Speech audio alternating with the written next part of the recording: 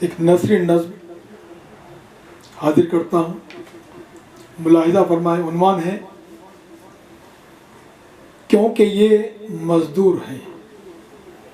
ملاحظہ کیجیے کہ اپنے ہی دستے ہنر سے سب بڑے چھوٹے مکان اور بلڈنگوں کو ہاں بناتے ہیں یہی۔ اپنے ہی دستے ہنر سے سب بڑے چھوٹے مکان اور بلڈنگوں کو ہاں بناتے ہیں یہی، اور آسائش کے ہر سامان سے دوسروں کے واسطے ان کو سجاتے ہیں یہی، اور آسائش کے ہر سامان سے دوسروں کے واسطے ان کو سجاتے ہیں یہی،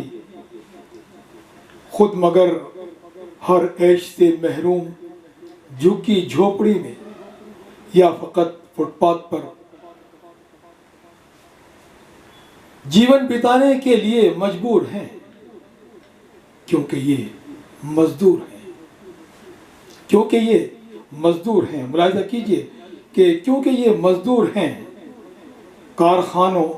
اور ملوں میں قیمتی پوشاکیں، جوتے اور کیا کیا ہاں بناتے ہیں یہی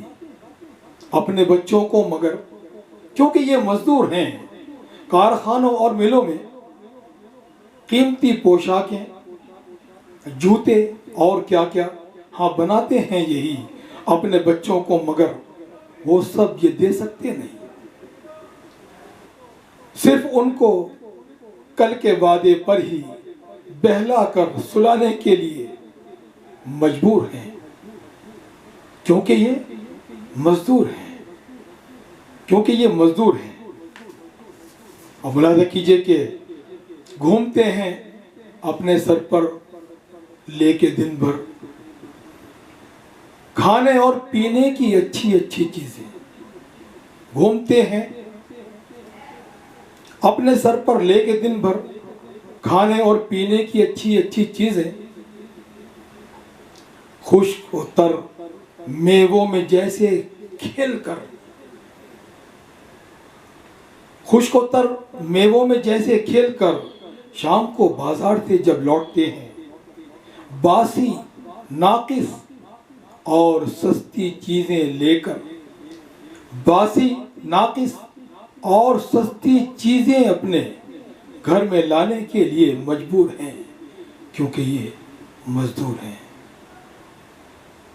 چلچلاتی دھوپ میں، کیونکہ یہ مزدور ہیں، چلچلاتی دھوپ میں آخری قطرہ تلک اپنے پسینے کا بہا کر، اور سردی میں، اور سردی کی ٹھٹھرتی یخ ہوا کی مار کھا کر، بارشوں میں سر سے پا تک بھیگ کر پورے دن کرتے ہیں محنت اور مشقت، اور اس پر مالکوں کی گالیاں تک اور راہگیروں کی کتنی جھڑکیاں کھانے کے لیے مجبور ہیں، کیونکہ یہ مزدور ہیں۔ کیونکہ یہ مزدور ہیں۔ اور آخری بند، خاص طور سے حالات حاضرہ کے تناظر میں ملاحظہ کیجئے کہ کیونکہ یہ مزدور ہیں، کام کے فقدان میں ہفتوں مہینوں خالی رہ کر، تنگ آ کر، کام کے فقدان میں ہفتوں مہینوں خالی رہ کر، تنگ آ کر، بھوکے پیاسے اپنے اپنے گھر کی جانب سینکڑوں بلکہ ہزاروں میل تک یہ چل کے پیدل، سینکڑوں بلکہ ہزاروں میل تک یہ چل کے پیدل راستے میں بھوک سے اور حادثوں سے روڈ پر بے موت مر جانے کے لیے مجبور ہیں، کیونکہ یہ مزدور ہیں۔ کیونکہ یہ مزدور ہیں۔